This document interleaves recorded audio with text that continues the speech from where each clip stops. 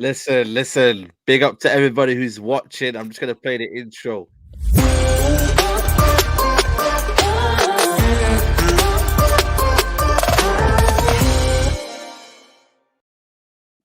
Yes, people. What's happening? Welcome to Saeed TV and welcome back to another show we have today.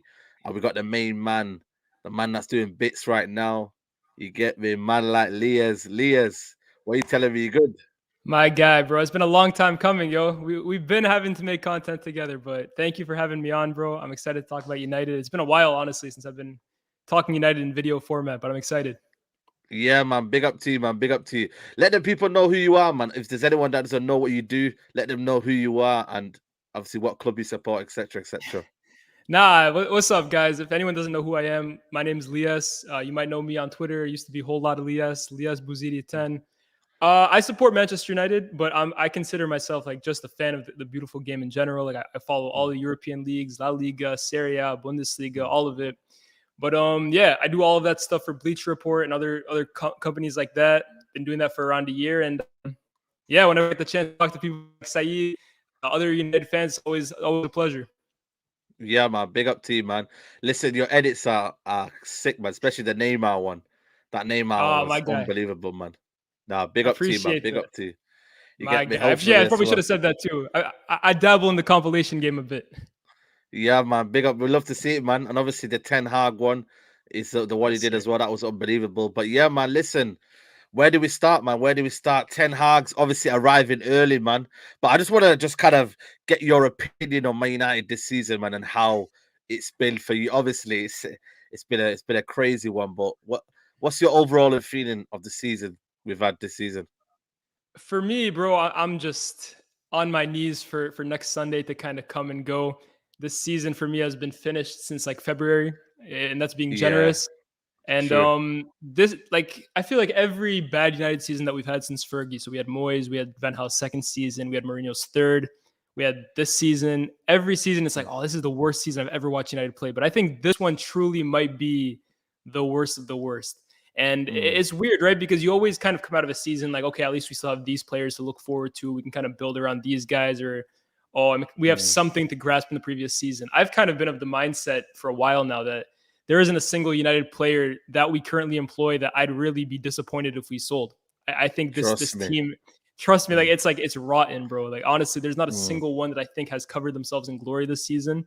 There mm, isn't one player that came out of this season better than they entered it. So mm, for me, I'm excited about the Ten Hag appointment, which I'm sure we're going to talk about. For me, he was my choice since we fired Ollie to take over. I'm happy that United has hired him. But mm. now we're kind of in a position that, look, we've hired so many big name managers in the past before and it hasn't worked out for whatever reason. A big one of them has been that we haven't backed them well enough. We haven't Mm. given them enough trust, enough backing, surrounded them with enough support. I hope that this is kind of like bucks the curve. I've seen some good stuff from Murto in recent weeks and months, and you Oh, have are to you on hold the him to his Myrtle? credit. Are you on the Myrtle, guys? Are you part of the Myrtle crew? I'm not a part of anyone, to be honest with you. I say Yeah, this yeah, quite yeah. often, bro. A lot of people love to come Mm. to me. I think United fans, they love doing this, right? Yeah, yeah, Not saying true, that's what you're true. doing, but like you'll talk about one player and they'll be like, well, what about this? Or you'll talk about another player and what about this? For me, I always say this is kind of like words that I live by. I don't have any agenda against United players or agenda against United managers. My number one agenda is just seeing Man United being a successful football team again. So for me, when I see things that I can be encouraged by, which doesn't happen a lot with this club, I gotta say it Mm, as it is. And for me, I think the fact that we're already seeing so many people who were a part of like the previous tenure, like Matt Judge, Ed Woodward, mm, all these like social media guys, everyone who was part of that previous regime, the fact that mm, they're not here anymore, for me, that's a mm, positive in some way. And in a season where mm. it's been so negative, you got to take what you can get.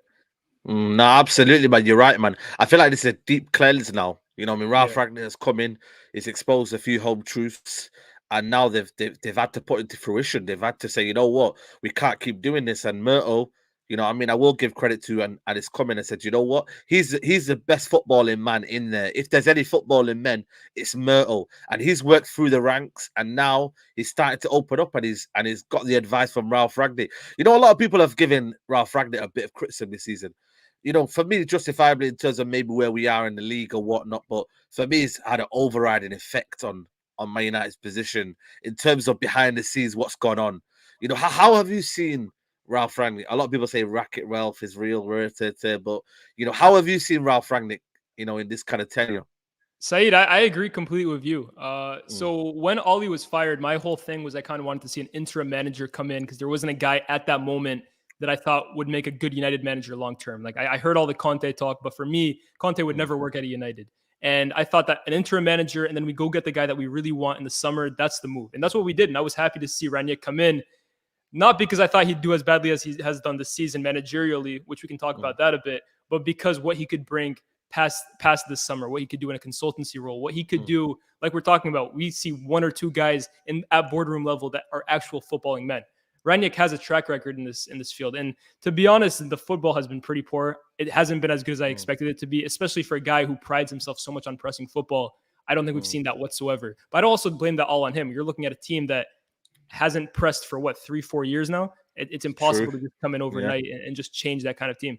But I agree with you, bro. I think the amount of, I don't know, like skeletons out of the closet that he's kind of exposed. He's put everyone on blast.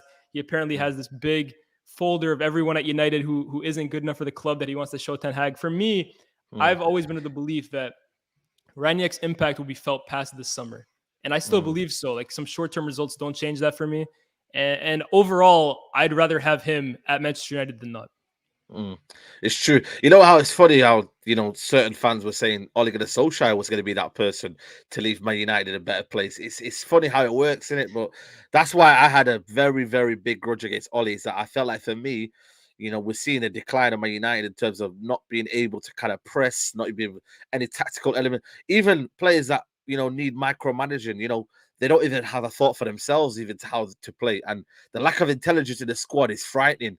You know Yeah. what I mean? And for me, like I said to you, how do you see the balance of the squad with Ten Hag? Because for me, like I said to you, there's going to be a lot of players going out. But just if you were to look at that and you're Ten Hag now, how are you looking into it? Positively, negatively? How are you looking into it?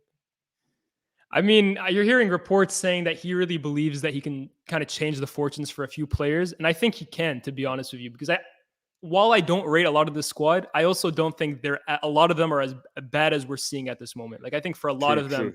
they're at rock bottom right now, and I don't rate a lot of them, but I also don't think they're championship level players, and that's what they're playing like right now.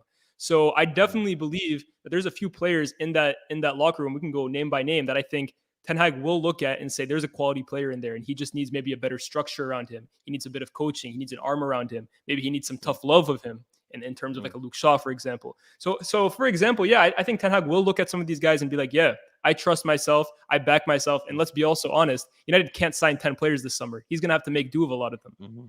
I wish we could, man. That's crazy. I wish we could, man. That's the saddest thing about it. I just look at Yeah. these players and I just think for me, there's a lack of purpose in some of them. Yeah. Like, when you look at like say Telles, for example, predominantly he played at Porto in a wing back system. Again, the club decided to go bring him back and play left wing, sorry, left back when he hasn't got the physicality, he hasn't got the physique.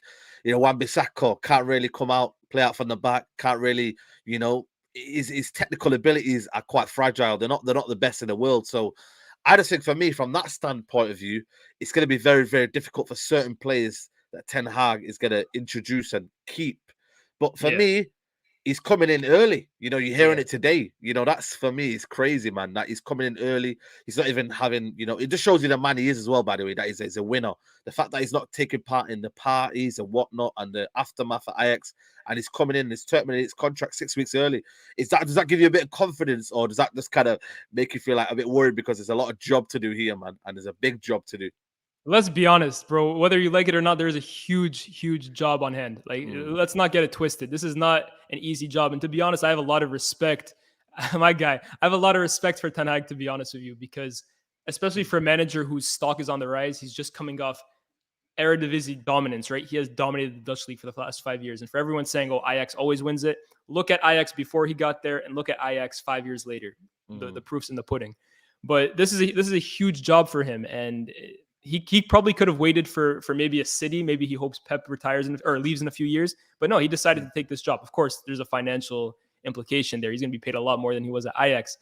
But I mm, think it's very encouraging that he's coming back early. I love his press conferences, to be honest. He seems mm, straightforward. He seems no nonsense, and he seems determined.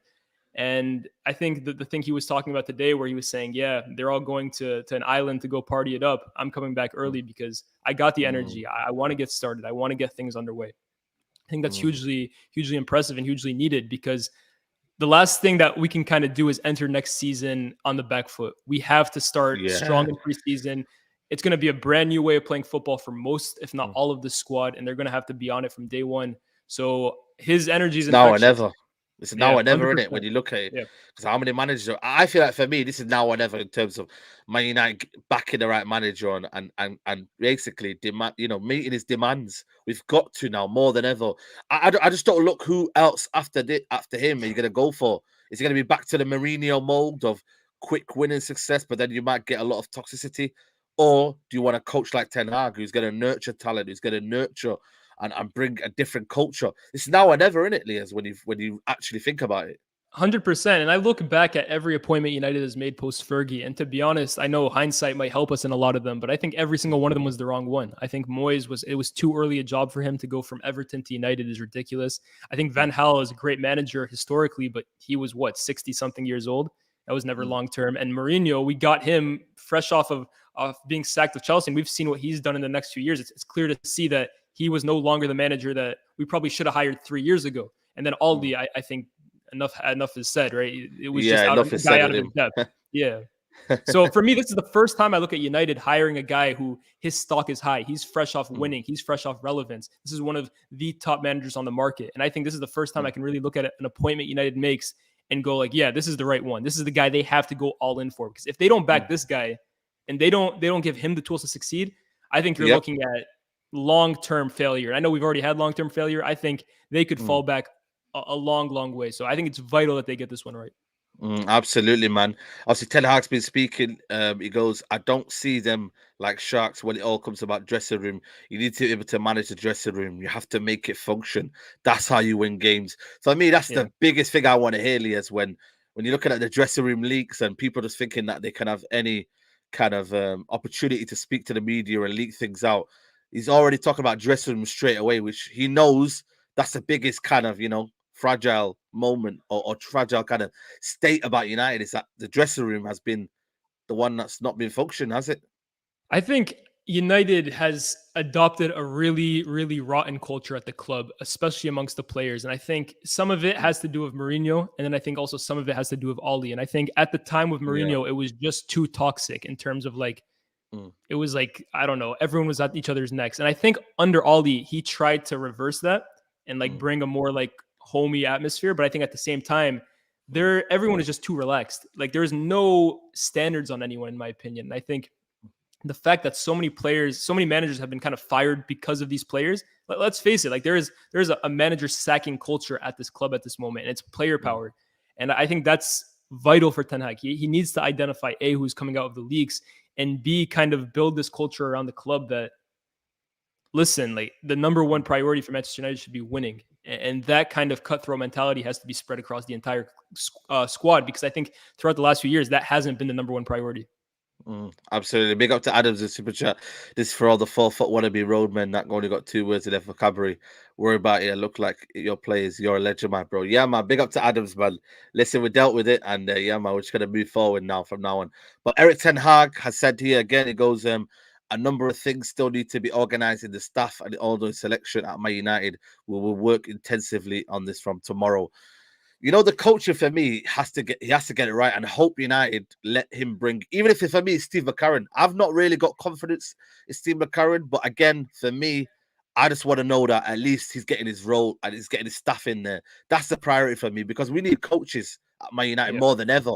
We've got psychologists. He didn't do anything. I thought that would be the key, because we had Ralph Rangnick's kind of, the gegenpress and whatnot, but it hasn't worked out. But the fact that we've got coaches now that are ready to come in and they need to come in, for me, that's unbelievable, and that's what I want to hear, bro. 100%. I think you're spot on, and I think this whole thing, you just talked about, I was hoping the psychologist would be able to affect things. I think one thing as United fans that we kind of all need to accept, and I think a lot of us probably had to swallow some humble pie in some regard about Oli, because a lot of us, including myself, were kind of the opinion that, oh, we get rid of Ollie and everything just kind of figures itself out. And we've been proven wrong. Like, and I'm not an Ole Gunnar Solskjaer fan, but I am more than happy to raise my hands. And I think the important thing to understand and to admit is that, look, this is a club problem. Like, when a club goes 10 years without a league title and 5 years without a trophy, there can never be one problem at a football club. So for everyone saying, oh, we get rid of this player and bring another one in and everything changes. Of course not. We get rid of one manager and bring another one in. Of course not. So the fact that these football people are, again, thanks to Erto, thanks to Rangnick, thanks to whoever, and now the fact that we have a guy in Ten Hag who's allowed to bring in his whole staff, and now he gets to bring in all of his players. That for me is the kind of change that I want to see, because it's not just one in, one out. The entire culture needs to change, and that's never going to happen if we just keep aiming for short fixes by bringing one person in for another. What's your biggest kind of problem that he's got to sort out for you in this team? For me, I think it's intelligence. I think it's ownership on the ball. You look at certain players like McTominay. I know you produce a few stats, about McTominay. But what's the biggest gripe for you that you think like this team actually needs to compete? Intensity is the number one thing I mentioned that needs to improve, because again, I go back to this mentality and this culture of just like everyone is lackadaisical. No one is pressed. No one is in a rush. No one has any urgency to do things. And I think for me, I look at Manchester City, I look at Liverpool. For me, they're the two best teams on the planet. And I know they're not playing the Champions League final, but for me, they're the two, that's the standards, the best coaches in the world, the best players in the world, the best points tallies in the world. And for me, I look at it, and for all the brilliant players that they have, the core root, the foundation of each of those clubs and each of those philosophies from each manager is hard work. Both of those teams are the hardest working teams on the planet. They press. The minute they lose the ball, they're like dogs. They're like hounds to win it back in 3 seconds. And for me, I look at United. A, the pressing structure is a mess, right? It's easy to break through them. And B, when they lose the ball, there's urgency from any of these guys to take initiative and win the ball back. And for me, that's probably the biggest thing at United, because from there, then I think quality will come over time. And then you can build a structure and you can bring great players in and they can kind of all come off that. But the minute that you don't have urgency and you don't have hard work, I think those are the foundations of any football club. And that's not to say that we need 11 McTominays. No doubt about it. That is not the answer at Manchester United. That's not what I'm insinuating here. But I look at guys like Bernardo Silva. I look at guys like Thiago. These are incredible technicians, but you look at the base of it, it's hard work.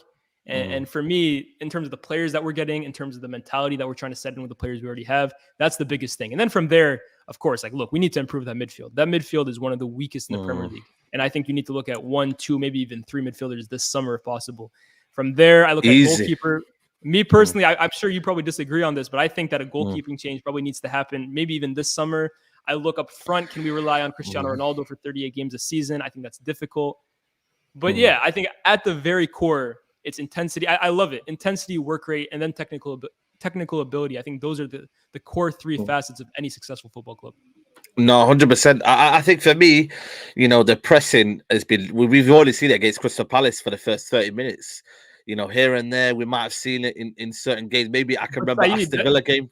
That's actually why I'm very not hesitant, but I don't go all out on Rangnick like other people do, because for me, this is a guy, Rangnick, that's built his entire resume off pressing football. I know it's cheesy now to say it because of what he's done, but he was considered the godfather of gegenpressing before he came to the club. So for me, when I see a team that can't press for their lives, who is it? Is it the guy who's pressed his entire career, or players who've never pressed in their lives? I'm going to take the side of the manager in this case. And for me, the fact that we saw it for 30 minutes against Crystal Palace, and we saw it in glimpses in the opening few games where we were playing okay, and then all of a sudden it just collapsed. My thinking behind it is that Rangnick came in with the idea that he wanted to play pressing football, clearly saw that the players either couldn't or weren't willing to adapt into this system, and then they just fall into what they know best, the 4-2-3-1 that they were comfortable with under Ollie. So that's for me why Ten Hag basically has to make it this idea that, listen, guys, technical ability, you either have it or you don't. But working hard is something that shouldn't be, no player has an excuse not to work hard. Every single player should be working hard. So if you're not willing to buy into the very basic of pressing, then you can't be in my team. No, 100%. And again, we're asking for basics. That's the craziest thing about it, and these guys couldn't do it. And someone was saying about Bruno. I think Bruno, is a one who can press and he's always around there, and he's always running around. For me, I would never call Bruno Fernandes a lazy player. No, but again, even him, his standards have dropped slightly, but again, everybody's just dropping like flies because they've taken the mick out of Rangnick. They think, what, he's interim, and we're going to wait for a new manager. But Right. I tell you what, some of these players are going to come in for a shock, man. And literally 100%. nobody is going to be in black. There's favorites. There's going to be no favorites, and for me, that's the biggest kind of thing I'm going to get with Ten Hag, is that there's going to be no favorites, and it's going to be starting from scratch for most of these players, and I'm loving that. For me, I'm absolutely loving that. You talked about midfield. I think for me, midfield is absolutely weak point. De Jong, is that the start of something we need to build, like De Jong, bringing De Jong in? De Jong is an interesting player. For me, I think in terms of talent, I think he's world class in terms of like what he can do. I'm not saying he's a world class player, because for me, world class player, you have to show it for over time. You have to do it consistently. Yeah, absolutely. Frankie de Jong, in terms of a talent, there's no doubting his ability.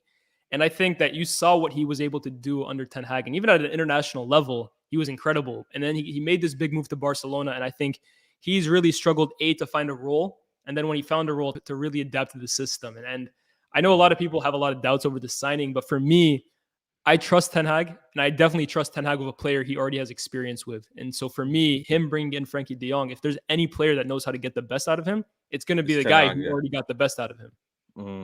The only problem is, though, Barcelona don't want to sell. He doesn't really want to go. We don't have Champions League football. I think that's I think that last one is the important thing. I think Barcelona are willing to sell, to be honest with you. I think, like, in terms of their financial issues and potentially funding a move for Lewandowski this summer, Frankie de Jong is the most sellable asset that they have. Like, they would be willing to sell. Like, obviously Pedri, they could make hundreds of millions, but they would never sell him. Frankie de Jong is like the biggest asset that's up for sale. And in that regard, I think they would sell him for 60, 70 million. But the problem is convincing a player of that quality to come to a team that could potentially be playing Conference League football next season. Ten Hag's a great pull, but that can't be the only pull.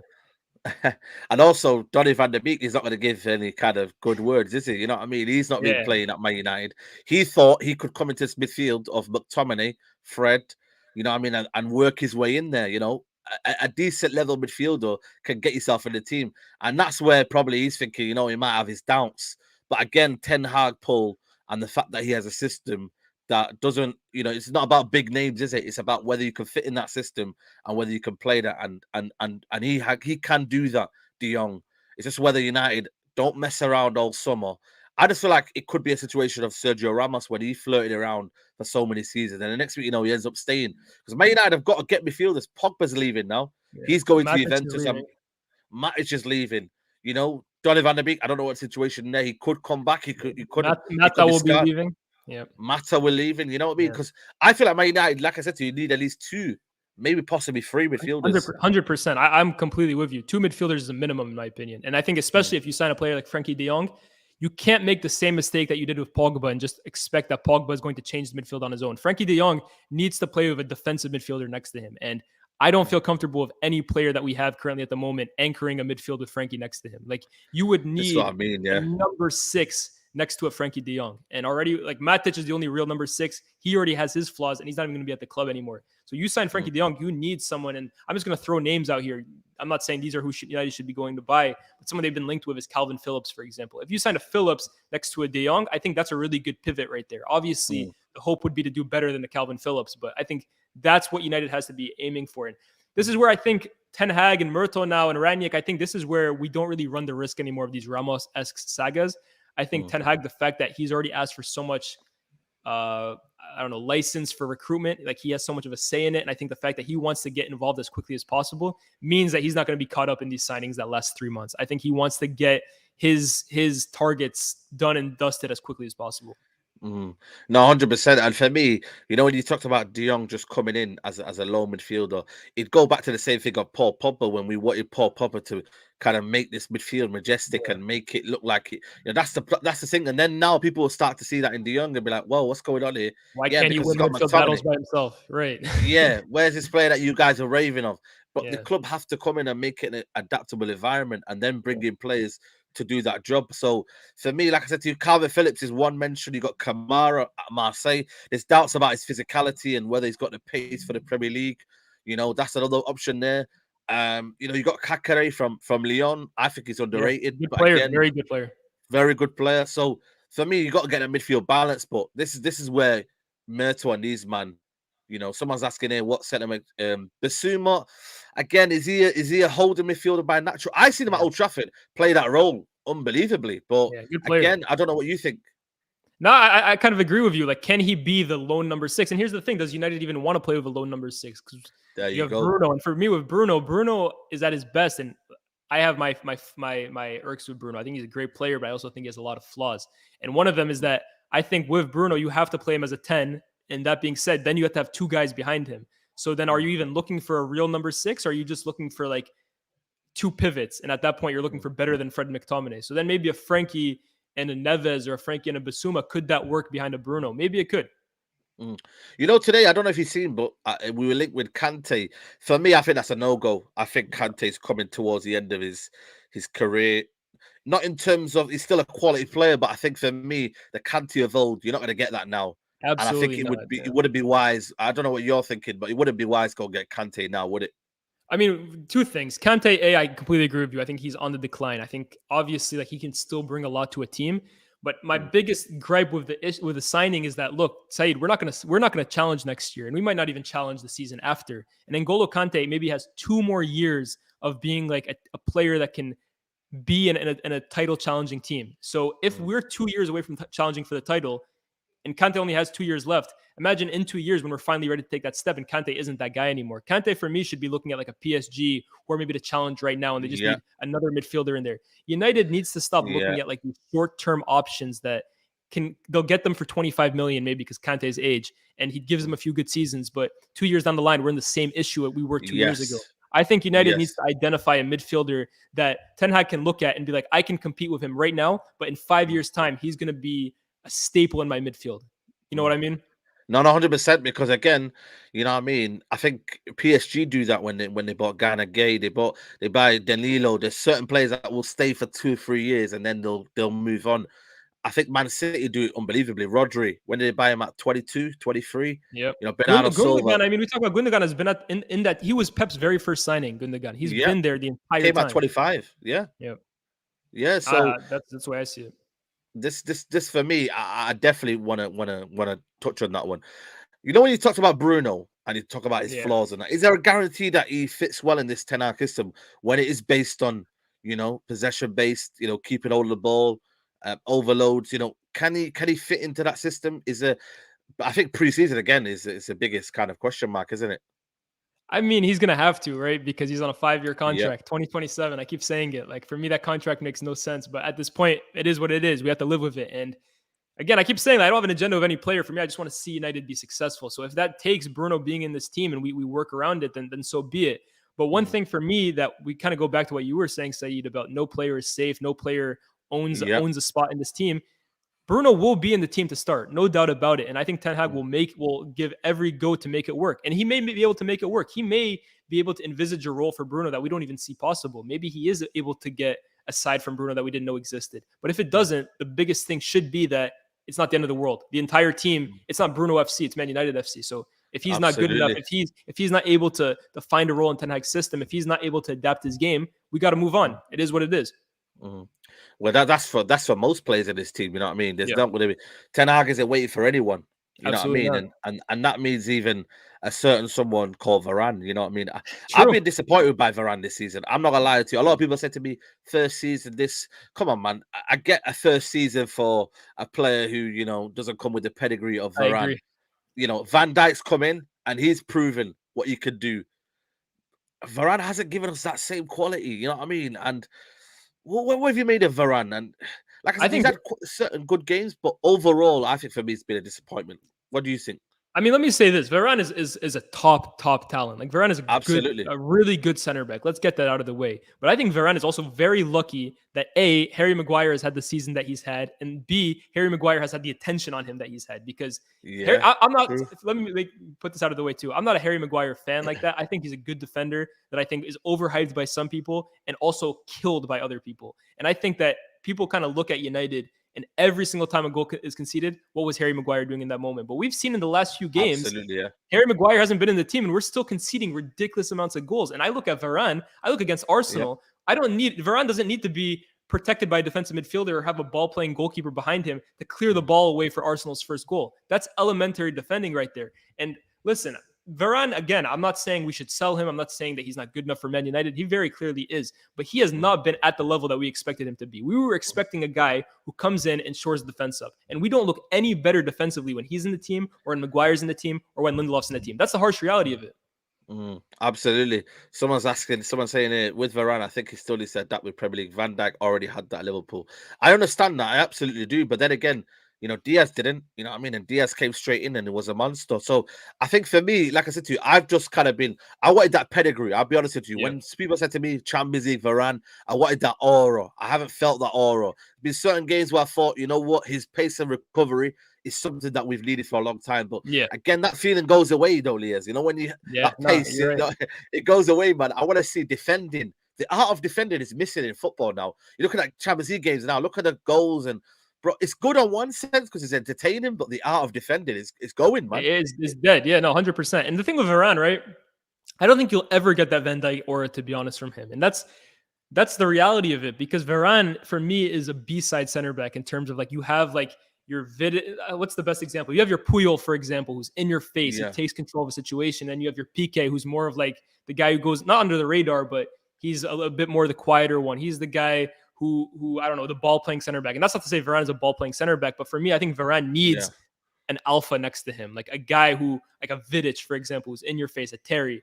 Varane has never been that guy. He hasn't been that guy for Real Madrid. And even for France, I don't think he was the alpha center back for them. And that's not to say Varane is like always the worst of the two, but it's just his personality. It's just the way he commands a back four. He's not that guy. The problem is Maguire is not that guy either. Maguire for me is also a guy who needs a personality like that next to him. And that's why for me, I wouldn't go get another center back this year. Personally, if you ask me, I think that maybe I'd get a fourth one just because it might look like Bailly's leaving. But I wouldn't go spend 40, 50 million on a first choice defender like Pau Torres, for example. I'd save that. No, Pau Torres. Yeah, but this is an example. Yeah. I'd go save my budget for the rest of the team, to be honest with you. For me, though, I don't know, man. I just don't rate Lindelof, man, as much as people. Like, you know what I find quite funny for me is when people say, well, Lindelof under a new manager could adapt well. I just don't think he can adapt well to situations rather than a manager. For me, aerially, it's not great. You're looking at certain situations where you need to be bold. It's not great. And I feel like them characteristics as a defender, you might think, okay, ball playing is all right. You can play out from the back. But as a defender, again, I come back to the art of defending. Similar to the way today I was criticizing Edison. As a keeper, certain moments, I just feel like he lacks quality. But as a defender, Lindelof, I'm just not sure. Playing out from the back. How often do you do that, though? Playing out from the back. It's one moment. It's one transition. It's one phase of play. And to be honest, his playing from the back, in my opinion, is kind of overrated. I think he has that really good over-the-top ball, which the one that he's played sometimes to Rashford. He's got that in his locker. But he's not, I don't know, a Laporte, for example. He's not. Maguire is a better ball-playing center back than Lindelof is, for example. So for me, I think Lindelof, I agree with you. Like, he shouldn't be a starter for United. To be honest, I'd give Maguire and Varane another go because I honestly think that you kind of look at it, what defender can come into the setup and the structure at Man United and succeed in here? I think you have to kind of give not everyone a fresh start, but I think those two, for me, I believe are actually good enough that in a Ten Hag system next year with more protection, better midfielders in front of them, a new start to life, kind of a fresh start, I think they can actually begin to form a better partnership than we're seeing this year. I'm not saying they're the answer long-term, but I think you'll be surprised. I think both of them will be better, a lot better than they were this year. I think for me, I don't think Juventus sell him after the fact that Chiellini is going now to America. I'm looking at Timber. He talked about staying in league football. You think he wants to maybe carry on with Ajax? There isn't a lot out there if you're talking about centre backs. So that might be a tricky situation. I still think fullbacks is a very, very grey area. Personally. Again, Dalot, I'm not sure. There's question marks for me about Dalot. His crossing isn't great. His physique, it gets absolutely skinned a lot. I don't know if you know it. Barnes, there's so many defenders that have 1v1 situations. Trust me, I know. You know it. You know. Trust me, I know. And then you got Luke Shaw on the other side who isn't fit, but again, is probably our better left back. But then again, if you're not fit and you've got this injury prone about you, and and whatnot, and then obviously Tellez isn't great. What do you think about the fullback options? I think you bring up some good points. I can go through each one of them. Tellez, for me, I'm not a fan, bro. I don't see it with him. Like I think Tellez, to be honest with you, his whole aura has been built off the fact that people don't like Luke Shaw and that Tellez was the guy who was Yeah, supposed to replace absolutely. him. But the reality is, I don't know how you feel about this, but I'm going to be very blunt here. Tellez is not a better fullback than Luke Shaw is. No, Absolutely no, no. not. I agree with you. I agree with you. Yeah, I think anyone who's still pushing that because of how many trophies he won in Portugal is crazy. For me, I don't think Tellez is at the level to start for United. Luke, I actually think when he's fit and when he's concentrated, I think with Luke Shaw, the biggest issue for him is, I don't know, he gets complacent. That's for me the biggest issue of him. But when he's on it, I think we've seen that there's a good left back there. It's about keeping him fit and keeping him motivated, I don't know, on his toes. And hopefully Ten Hag can be the one to keep him like that. Because I think when he's on it, you got a good left back there. And then right back, I think Wan-Bissaka looks like he's already on the way out. They're already talking about other clubs being interested in taking him on loan. And then Dalot, I feel the exact same way about you. Maybe Ten Hag looks at him as a player that he can develop a bit more. But for me, I look at a guy who everyone was talking about, oh, get him in the team because he's a better crosser than Wan-Bissaka. If he is, it's barely, to be honest with you. A lot of his crosses never seem to find a target. Defensively, I've seen him make Danjuma look like Ribery. And I think he progresses the ball okay, but I don't think he as well is a long-term option at right back for United. No, I think what you said about ball progression, him is one of the best in the team. But again, like I said to you, that's not going to be only for games, especially in a team where a lot of teams are going to be low block. A lot of teams, you're not going to have that space at Old Trafford. You know what I mean? As much as we want to, especially when you got midfielders who aren't great. So again, you know what I mean? That's another situation. People want to talk about David De Gea. For me, I still believe in David De Gea. I know there's question marks about everybody. I still think if Ten Hag though does come in, I'm like you. If he says David De Gea is not good enough, I want the Brighton keeper, who I think is a very, very good keeper. I'm all for that. But I still think the art of being a keeper though, David De Gea is good at. You know, look at it. Statman's already here. As soon as I mentioned David De Gea, he's straight away. He didn't comment before, but he's straight away. Bro, I'm here, bro. You have your backup here, bro. I'll defend the fort. Okay, here. you name me the problems of David De Gea. You name me the problems of. Where do you want to start, bro? Honestly, for me, De Gea. Let's be nice here. I won't be too rude on him. But for me, the biggest issue with De Gea, right, is that I look at issues that he had when he entered the club 10 years ago. And it's been exactly 10 years ago. He came 2011, 12. He wasn't good at commanding his area on corners. He still isn't able to do that 10 years later. He wasn't able to play with the ball at his feet and distribute the ball. 10 years later, he's still not able to do that. He wasn't able to come off his line and make himself a presence on 1v1 situations. He's still not able to do that. So for me, the biggest issue of De Gea coming into a system. Do you class him as a modern day keeper though? Do you have this vision that he's a modern day keeper? Because if you don't, then I don't look at in that game for him. De Gea. No, but for me, what is a modern day goalkeeper? I agree with you that at the end of the day, the first task for a goalkeeper should be to keep the ball out of his net. But for me, shot stopping is not the only way to keep the ball out of your net. And for me, De Gea costs us a lot of goals, in my opinion. I think the fact that on corners, we are one of the worst defensive teams on corners. I get that that's not all on De Gea, but it also doesn't help when you have a guy who doesn't leave his line. And I look at an Alisson, for example, who is absolutely by a country mile the best goalkeeper, not just on the planet in terms of shot stopping and everything. But you look on 1v1 situations, he reminds me of Schmeichel and that he makes himself so big and so imposing. And I look at a guy like De Gea who A, doesn't come off his line, and B, when he doesn't make it difficult whatsoever for attackers to either run by him, put it through his legs, near post. I think reflexes wise, De Gea is one of the best I've ever seen in terms of reflexes.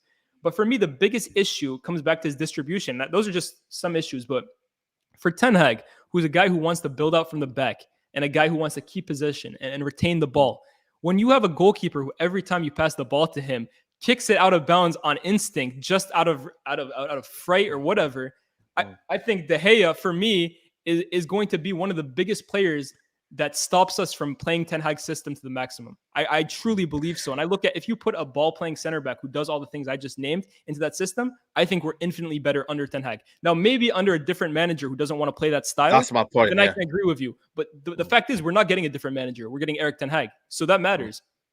Do you think though, when I don't know if you've seen that play when David De Gea cleared it out, but then he's seen Maguire. Do you think it's the kind of not assurances in the back, the fact that the back has been fragile? You know, I don't think so. Because I've been watching a lot of times, you know, when I'm Old Trafford, I try and look at the stabilization of the back four. Tellez and Dalot, they don't go out wide quickly enough, and especially Varane, he's not a player that can get the ball. He's not a ball playing centre back, by the way, Varane. I don't know if you agree with that one or. I agree. He's not at all. He's not yet. You got Maguire, who again is very, very fragile defender, and mentally at this minute, the crowd get on top of him when he touches the ball. I think first of all, he has this mindset of, from the coaching side of it, it's just to get the ball out. I think maybe when we look at the new manager coming in, if there's a confidence within him and the defense as well to play out from the back, we might see a different David De Gea. But again, it's a lot of ifs. I understand that, but it is a lot of ifs. I'm going to answer your question before. I'm going to answer your question before you ask it. I don't think he can adapt because it's been 10 years now. Again, he has the same flaws that he entered the club with. He did well on the Van Gaal. He did well on the Van Gaal. He had, I think, a passing accuracy of over 75%. Did you see Van Gaal's goalkeeper coach? The quotes that he's come out with in the past, and that like he tried putting in this new style of goalkeeping onto De Gea, and he basically put his guard up. For me, the most damning thing, Saeed, is you look at the Spain situation, and you look at a guy like Luis Enrique, who again is a coach who understands that to retain the ball and to build up from the back, you have to have a goalkeeper, because for modern day football, for me, right, you press from the front, you build from the back. Onana is a terrific goalkeeper with the ball at his feet. Yeah, I was gonna say that. I just put that in there just to kind of. Onana is a terrific goalkeeper with the ball at his feet, and I'm not saying either you have to have Ederson, because I think you look at Ederson today, he's a goalkeeper that's extremely flawed too. I wouldn't want him at United at all. But I think you need to have someone who has the right balance. And you bring up a Robert Sanchez. I think the fact that he's already even being called into the Spanish team over De Gea, for me, says it all. Yeah, no, 100%. You know what I mean? Someone saying there, I'm struggling it. For me, I'm open to discussion, though. I'm not this kind of guy who's stubborn, because at the end of the day, United, there's not one fan that can be stubborn about any player. When you look at the situation at our club, we're in dire strength. You know, beggars can't be choosers. You know, we have to look towards, I think Mike Mania, he's a good one, but also I think for me, Robert Sanchez is the one clear for me in terms of physicality. You know, I mean, the distribution, you see it with the goal, I think is unbelievable. Let's get to the forward line. Ronaldo next season, can he carry on for you? Because I don't know if his stat man's here. Obviously, he's here and whatnot. This last part of the season when I said he looks finished, but I said that in his overall play. But again, exactly. When a lot of people come up to me and say, "Yeah, Saeed, you can't say that about your goal," it's not that, because of what I've seen before. I can have that element of opinion. I say, you know what, his overall play for me looks finished. And for large parts, he was getting bullied off the ball. He couldn't control it. He couldn't bring it to his feet. And he was there, Statman, on that day. He didn't give me an answer about it. I know Statman is lurking right now, bro. I know he is. Yeah, he's lurking. Ronaldo, I don't think personally for me he can carry it on next season. I don't personally think he stays, because I feel like Champions League football is a big thing for him. He likes the big stage. Where do you see yourself on Ronaldo at the minute? I kind of take the same stance as you, to be honest with you. And I think in recent weeks, Ronaldo has looked a lot better. I don't know whether it's because, we stopped playing 2 games a week and he's had more rest. But here's the issue of Cristiano Ronaldo, and it's been an issue throughout his career, in that he's not a number 9. He's not a lone striker. And I think there was even quotes from Rangnick recently coming out saying that Ronaldo didn't want to play up front on his own. He asked to play in a 2. And it's just more so the fact that we don't have an actual striker to pair next to him. And you look at his entire career at Juventus, he was up front next to playing off of a Morata or a Mandzukic. At Real Madrid, there was a Benzema. He isn't a guy who can hold up the ball extremely well and get others into play. Like, he can do it, but he can't do it to an elite level. He's not a guy who's going to run the channels for you. He's not a guy who's going to occupy defenders. He's a guy whose movement is the best probably of all time, gets into amazing positions to score, and finishing, there's no one better than him. But in terms of what you need for an overall striker, that's never been Cristiano Ronaldo. And that's why, for me, the transfer never made sense. Like, I understood why we did it. We didn't want City to take our best ever player. But this is also the issue of Oli and the issue of Man United in the last 10 years. We don't sign players that we need. Our recruitment makes absolutely zero sense. And Cristiano Ronaldo signing never made any sense. But here's the issue. I don't really rate the striker market at the moment. And I look at the guys who are available at the moment. I look at a Darwin Núñez. I look at an Osimhen. I look at a Tammy Abraham. I don't know who else is available. Jonathan David, that Scamacca guy from Italy. They're 2-3 years off their peak. Is that what you're trying to say? Yeah, maybe. Right. And for me, again, like, I'm not saying United needs to go get someone who's ready-made, because, again, I know we're not going to challenge in the next few years. But you also need someone who you can identify and be like, yeah, I feel comfortable that he's going to be the United striker for the next 3, 4, 5 years. And I don't look at anyone like Darwin Núñez. I think he's really good. He's scoring lots of goals and scoring some impressive goals. But is he a player that you pay 70 million for? I feel a little hesitant doing that. Right. For me, and again, I go back to this whole thing of like, I'd rather just build a team patiently and prioritize individual and prioritize Ten Hag's recruitment and take it year by year and take it slowly just so we get it right in the long term than paying that kind of money. So for me, if I could get, for example, if Everton go down, let's just hypothetically they go down. If I could get a Richarlison for 30 million as rotation for Cristiano Ronaldo, that's just an example, right? I rate Richarlison. A lot of the chat don't rate Richarlison. I think he can play across. He splits opinions. Front three. I think a lot. Yeah, he splits opinions. You know what I mean? For me as well, and Cuckoo could be a person that could come in there as well. Again, it might be the year of fluidity. It might not be the year of having an out-and-out striker. It could be the year of fluidity and press. I think, Saeed, I think you look at the modern game and you look at a lot of these teams, it is fluidity. Like you look at City and Liverpool's front line, they don't have an out. I know City is obviously going to have a Haaland next year, but they don't have an out-and-out striker. Liverpool doesn't have an out-and-out striker. Like, of course, if you can get a Benzema or a Haaland or a Lewandowski, then of course you go and get him. But if that guy isn't out there, I'm not going to spend, or I wouldn't spend 70 million, 80 million like we did with Lukaku, like we did with Alexis, like we did with these big name players just because they're available. For me, if the right striker is out there and we can get him and Ten Hag looks at him and he's like, yeah, this is the guy that I need to have in my team, not just because we need a striker, but because he's a huge piece to my title winning team in 5 years, then by all means go do it. Because Ten Hag for me has the last word and I won't question what he does. But I'm very cautious about the striker market. But the only thing is we go back to it. Can Cristiano Ronaldo play for 38 games a season plus cup plus conference or Europa League? I doubt it. Exactly. And we're going to have the same old questions again next year. Yeah, it's going to be a 100%. period where Ronaldo's will score 10 goals. And I will be like, you know what? He doesn't, and then all of a sudden he'll come out live wire. But again, that rest, I think part of it is Cavani's to blame. His the guy that's not been available for so long.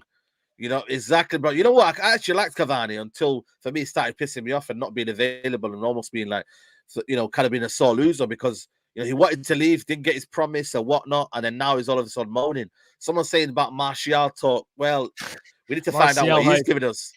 Yeah, well, whoa, I didn't say that. I said it, bro. Come on. Yeah, man, listen, talk on it if you want it. I mean, there's not much to talk about, to be honest with you, anymore. Like, Martial he needs to offer us something. I'm tired of saying, Martial's going to do. He needs to offer us something, man. I've backed this guy time and time again. You give us something, Martial. I said Martial this last summer, it was the biggest summer of his Manchester United career because Rashford wasn't fit. Sancho was coming back late, and Martial really had a chance to stake his claim and put himself into that United lineup. And he didn't take it. And I get, as Ronaldo came in and Cavani was there and Greenwood was still there, Martial didn't really have many opportunities. But for me, I remember going to Old Trafford this year to watch United in the Carabao Cup against West Ham. And Martial, it was terrible. Like it was the worst game I've ever seen him play. Fans were cheering him off the pitch. And I don't partake in that stuff, booing or cheering. That's not for me.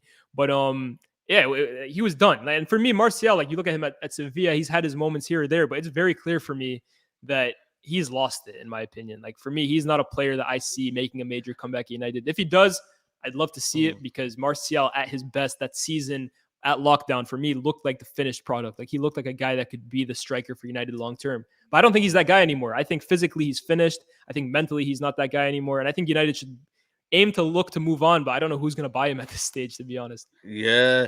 When you say physically, that's a good question because there's been a part where he's looked a bit bulky and then all of a sudden he's put his that burst weight is off. gone, bro. He can't take players on anymore. Yeah, man. You know what? That is a good point, man. And for me as well, he doesn't want to play on the left. He wants to be a striker. Yeah. And are you a good enough striker? I'm not sure you are, mate, if I'm being honest with you. No striker of mine is scoring 4 goals a season, bro. Forget that.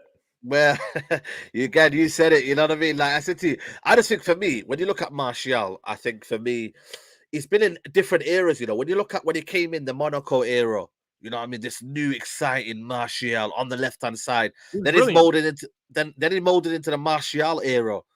Sorry, not the Martial, the Van Gaal era. Again, started off explosively. Then he came into the Mourinho era, rigid, but then had flashes of moment.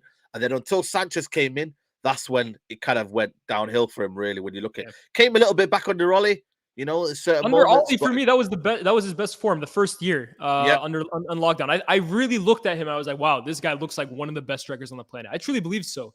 But for me, the next season, he failed to take his opportunity and he was rightfully dropped and Cavani was able to give more than he was. So for me, like, listen, I'd love for him to prove me wrong. I think when he's at his best, there's not many more talented players than Martial in this team, but We haven't seen You it know his what? best for a That's long time. crazy, though. Do you agree with this one? There's not many strikers out there that can peak for 10 years anymore. When you look at it like Lewandowski, I think Haaland can peak for 10 years. You're looking at Benzema, been going for 10. Are there strikers that can do it for 10 years plus? Like, and you look at it, you think, yeah, we've got this striker for the next 10 years. I just don't think there is. Look at Arsenal bought Lacazette. There's players that Yeah. bought so many strikers that just not done it. They've done it for 2-3 years and then that's it. Just got fades away. What is it down to, these strikers, the era of strikers?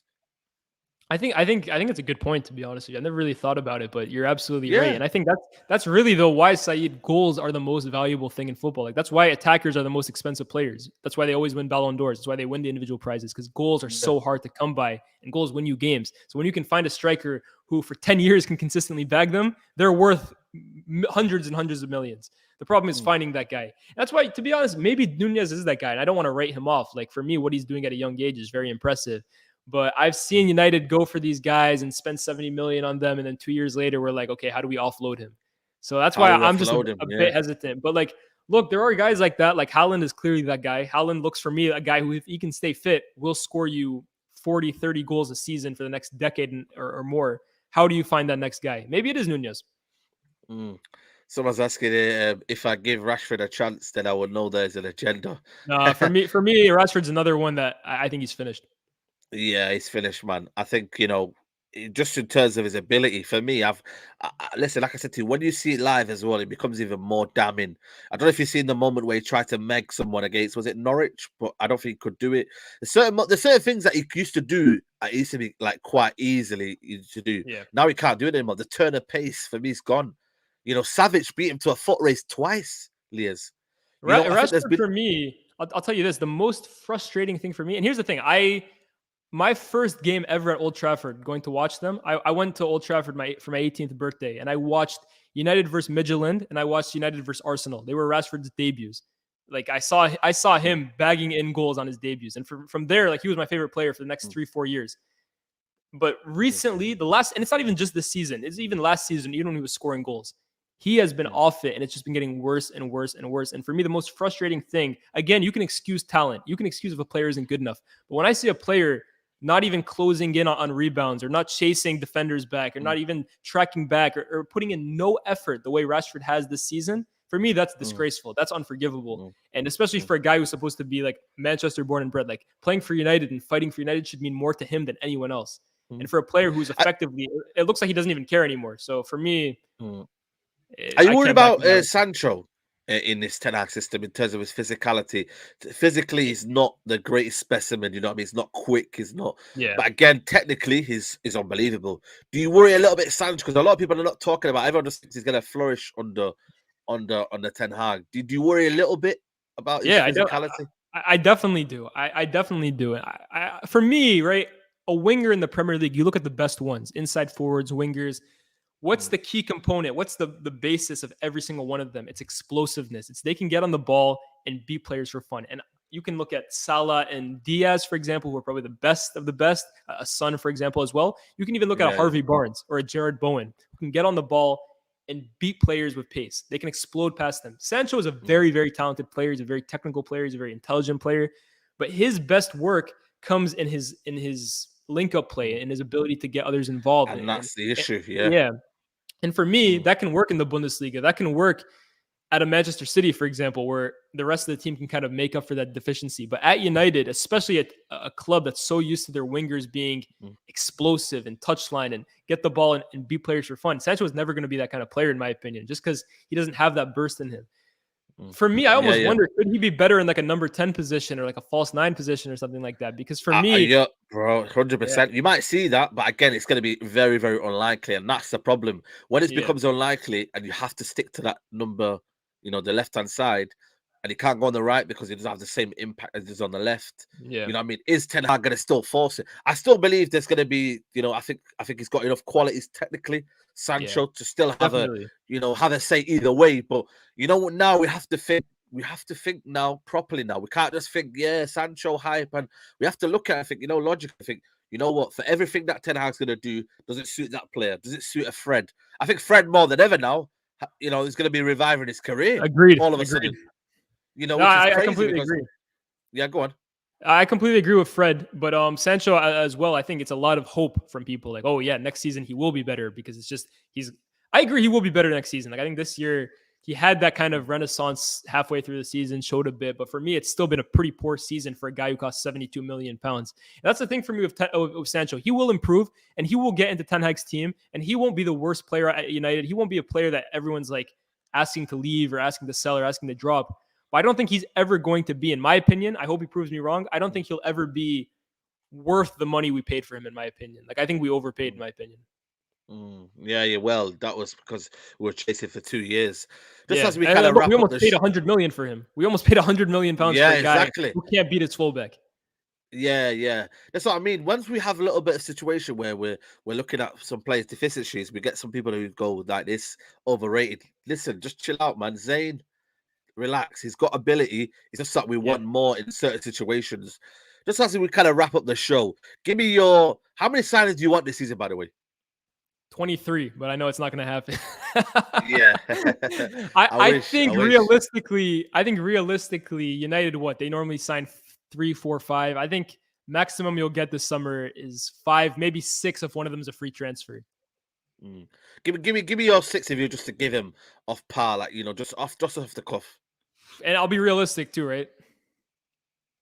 Right, like we're not gonna say so many or whatever. Yeah. Frankie to see Frankie de Jong at the club.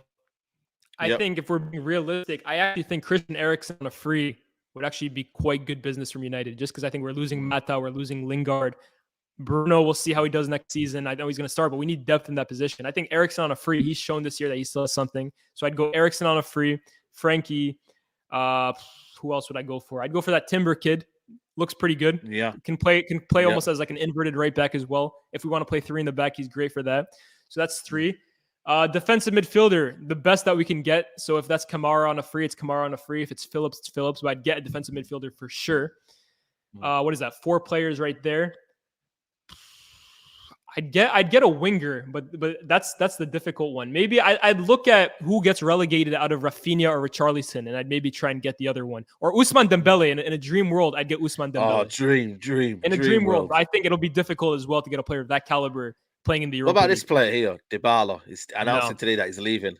No, I wouldn't go for him, and I think he's already going to Inter, to be honest with you. I think that's another player with no explosiveness to his game. Like, he's a very talented player, but for me, no explosiveness. Yeah, that's true. And then that's true. What, 6th player? I'd go get Robert Sanchez or Manya from AC Milan. Yeah, but that's realistic. If you ask me, like, who I'd love Rafa Leao from Milan. I'd love Benacer, but I think realistically, he's a player, man. Rafael Leao, man. How did he not play in the summer? It's an absolute madness. You know what I mean? But yeah, man, big up to Lies, man. You know what I mean? It's good to have you on here. What's your plans, man? The summer and that. Let them know what you're up to, man. I live in the UK now, so we'll see what goes. We got the what's it called? Finalissima between Argentina, Italy. I'm excited to go see that. I might come to that one. I need tickets, but I might come to that one. Yeah, I caught tickets for like £30. It's pretty affordable. But I'm gonna be in the UK making content for BR, talking about Man United's transfer plans, hopefully talking about Nations League, previewing the World Cup. But you can kind of find all that stuff on Twitter, Instagram. I got to get back on YouTube, to be honest, because I've been slacking a bit with that. But you can find it's in the title, man. Literally 3 weeks ago you uploaded, man. You need to start doing that. You know what I mean? Weekly, daily, man. Come on, man. I know, man. I know. I need to get my shit together. But yeah, you can find me on all that stuff talking. Even if you're not a Man United fan, if you just love European football, I think my stuff is the place to go. Absolutely. Make sure you go follow him, man. Link is in the title. Also, check out his Twitter because in the description, people. But that's for me, people. I'll be back tomorrow for the Straight Jacket podcast. Tomorrow, me and Nuruddin will be back for that one. But yeah, man, people, I hope you enjoy the show, man. And we're out.